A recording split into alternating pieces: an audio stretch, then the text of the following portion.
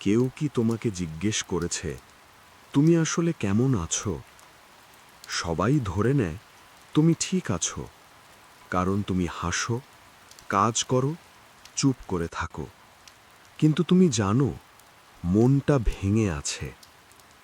আজকের ভিডিওটা তাদের জন্য, যারা চুপচাপ ভাঙছে কিন্তু হাল ছাড়েনি। মন ভাঙা মানে শুধু কাঁদা না। মন ভাঙা মানে সব কিছু ঠিকঠাক চলছে, তবু ভেতরে কিছু একটা নেই। আগে যেসব জিনিসে আনন্দ পেতে, এখন সেগুলোও ফাঁকা লাগে। সবচেয়ে কষ্টের ব্যাপার জানো, কারণটা বোঝানো যায় না।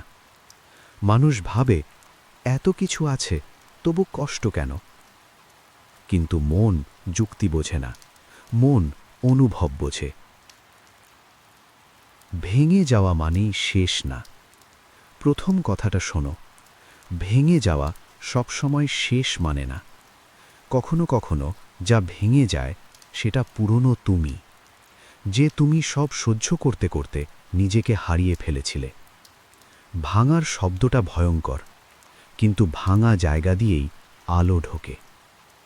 আজ তুমি দুর্বল মনে করছো, কারণ তুমি সত্যি অনুভব করছো। এটাই প্রমাণ তুমি এখনো জীবিত। দুর্বলতা মানে ব্যর্থতা না। দ্বিতীয় কথাটা খুব দরকার। দুর্বল অনুভব করা মানে তুমি ব্যর্থ নও। দুর্বল লাগে তাদেরই যারা চেষ্টা করে, ভালোবাসে, স্বপ্ন দেখে। যারা কিছুই চায় না, তাদের কিছুই ভাঙে না। তাই আজ যদি কষ্ট হয়, নিজেকে দোষ দিও না। নিজেকে বলো, আমি লড়াই করেছি। আজ না পারলে কাল। তৃতীয় কথাটা সবচেয়ে গুরুত্বপূর্ণ। আজ না পারলে কাল, কিন্তু নিজেকে ছেড়ে দিও না। আজ যদি উঠতে কষ্ট হয়, শুধু বসে থাকো, শ্বাস নাও। আজ যদি হাসতে না পারো, না হাসলেও চলবে, কিন্তু বাঁচতে দাও নিজেকে। ছোট একটা প্রমিস করো, আমি আজ না পারলেও আমি চেষ্টা ছেড়ে দেব না। এই কথাটা নিজেকে বলো। আমি ধীরে চলছি, কিন্তু আমি থামিনি। আমাকে সবাই বুঝুক এই আশা আমি ছেড়ে দিয়েছি, কিন্তু আমি নিজেকে হারাতে দেব না। আজ তুমি একা লাগতে পারো, কিন্তু এই একা সময়টাই তোমাকে শক্ত বানাবে।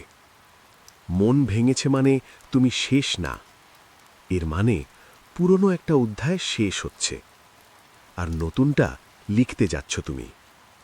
যে মানুষ ভেঙে আবার দাঁড়ায়, সে আর আগের মানুষ থাকে না।